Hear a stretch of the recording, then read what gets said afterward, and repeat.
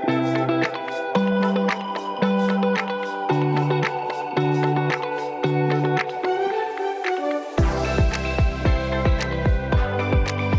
y'all, welcome to Paige's Perspective, where I help you find your inner strength to cope with life. In this week's episode, I want to talk about the power of self-control. So Matt sent me an article recently on self-control as a performance-enhancing drug by Steve Stewart-Williams. I'll link the article in the show notes. It gave me chills and it inspired me to do this episode. So in the article, he shares how self-control in children predict health, wealth, and all things good. It's fascinating, simple, and makes so much sense. This episode isn't about the article, but it inspired me to discuss how important self-control is in our lives. It isn't selfish, it's basically self-care, and it is literally the only thing we have control over in this life. We don't have control over our outcomes, but we do have control over how we handle outcomes. And when I say we aren't powerless, this is what I mean.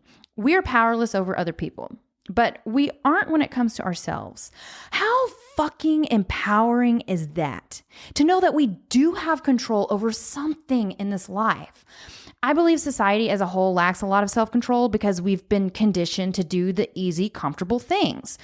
When I stopped making excuses for myself, that's when I truly began practicing self-control. So I'm really big on leading by example. That means I practice self-control to lead my kids and even inspire others to do the same. When Matt got sober and into recovery, the entire process was basically just practicing self-control, having routines, shifting the mindset, eating better, exercising, responding constructively, solving problems, all the things. We can't have these without self-control. We can't be the best versions of ourselves without self-control. He inspired me to practice self-control, and I'm about to bump it up in my next level of growth. I've been practicing self-control for years now, but understanding that it is going to benefit my children to learn to do the same will be even more helpful. I'm not a controlling mom. I understand that children need boundaries, they need discipline, but again, the best thing for our kids is leading by example, showing them how important self-control is and how it isn't my job to control them, but to raise them to be productive members of society. You know what makes productive members of society? Self-control.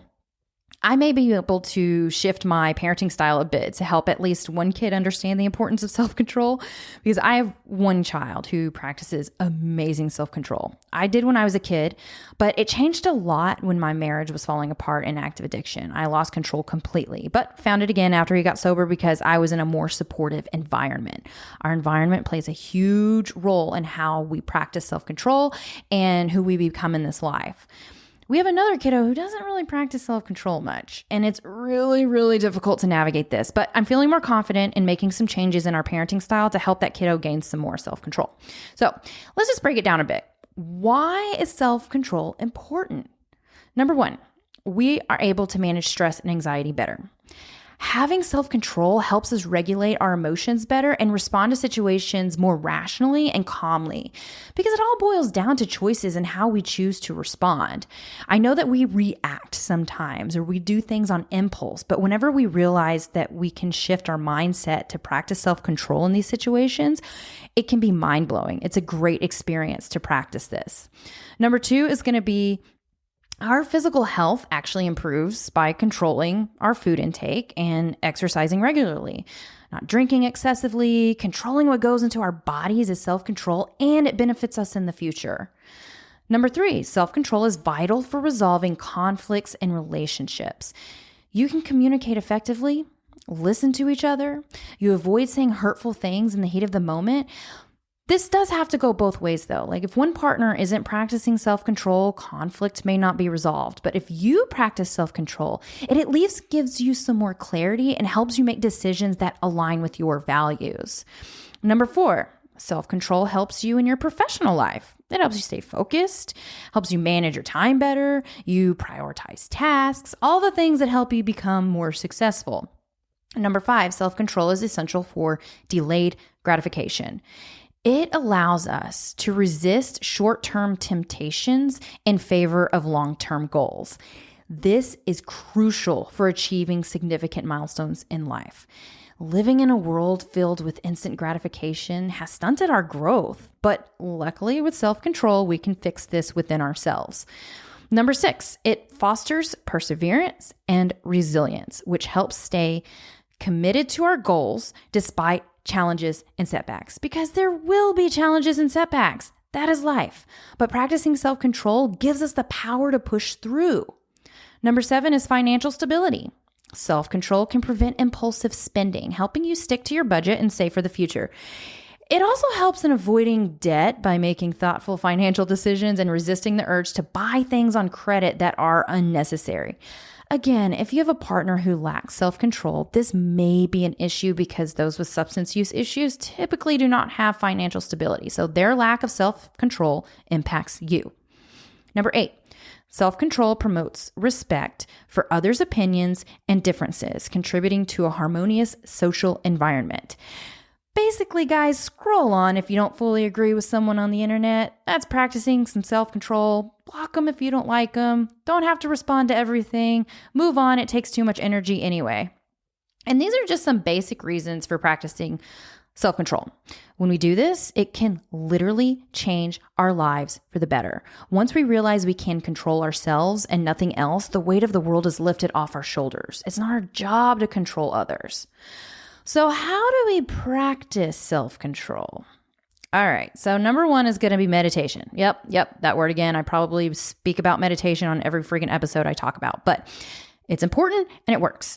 Practicing mindfulness meditation for 10 to 15 minutes a day can increase your self-awareness and reduce impulsive reactions.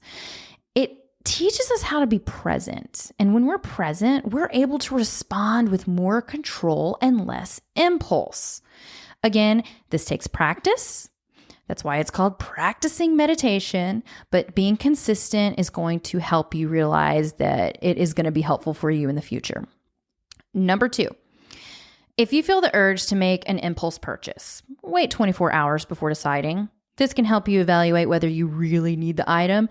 I think Matt's rule is a week or 3 weeks. I don't remember. I think he puts it in his calendar so that he doesn't make purchases on impulse. And most of the time, he doesn't buy what he thinks that he needs. It's been a great tool for him. Number 3 is going to be use the 10-minute rule for smaller temptations. Wait 10 minutes before indulging in a craving.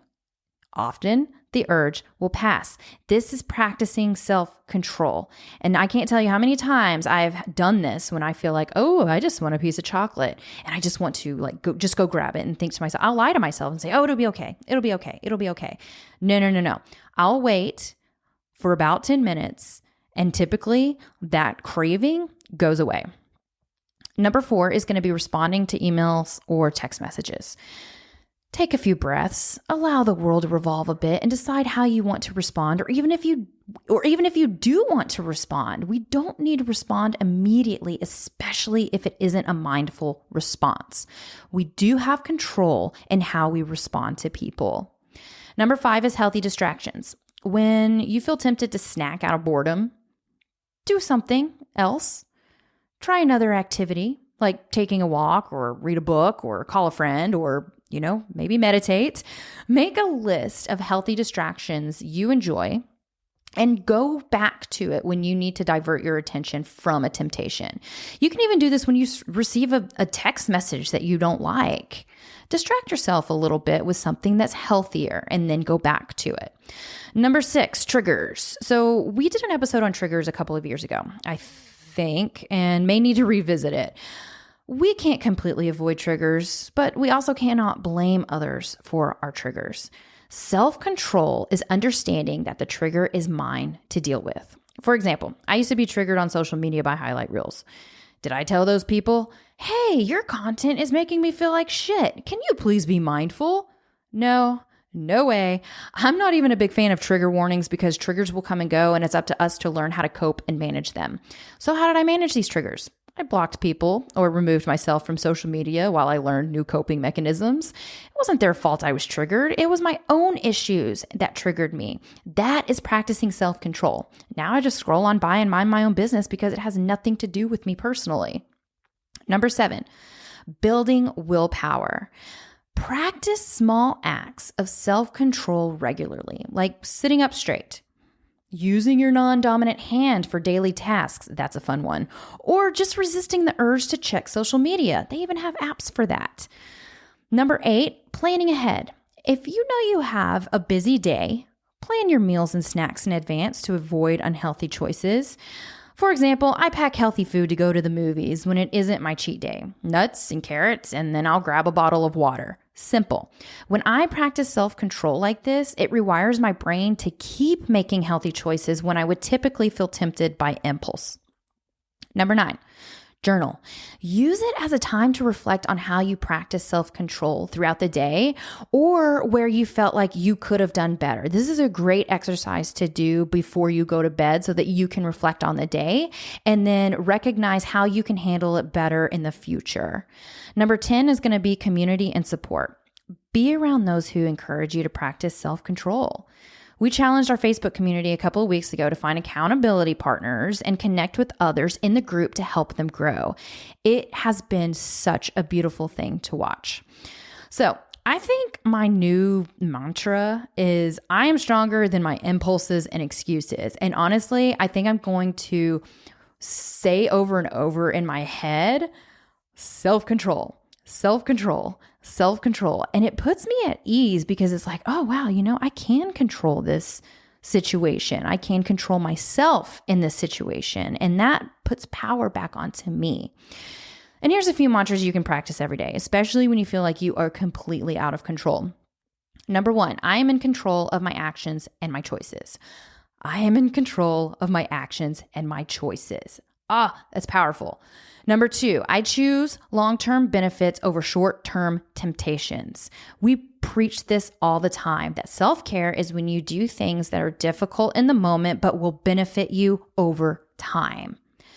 Number 3, I am calm, focused, and resilient. This can be a really good mantra to say before you respond to somebody. Or if there's something that has kind of triggered you, say this over and over in your head. I am calm, focused, and resilient while taking some breaths. And this can help you respond in a healthy way. Number 4, I have the power to change my habits. Ooh, I love this because we do have the power to change our habits, even though it sucks, even though lifestyle changes are really difficult. There are so many different layers that come apart with it. But the thing is that you do have the power to change your habits. You do have the power to change your life. Like, this is incredible. This little sentence is very powerful. Number 5, I am patient and persistent.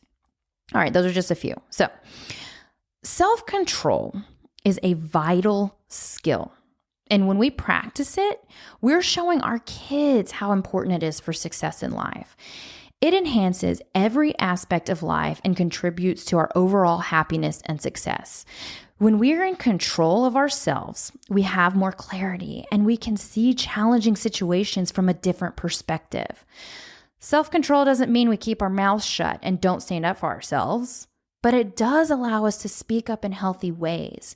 It allows us to pause and not act on impulse. I know some of this is challenging. I get it. I've been there. I've had a loss of self-control in my life, but I am no longer there, and I'm proof that you can do the same.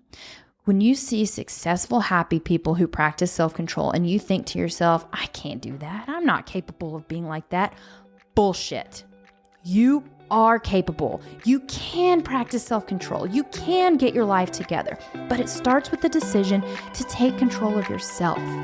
No excuses, y'all. You are so much stronger than you think, and you've got this. All right, guys, that's all I have for this week. Until next time, I'm Paige. Bye.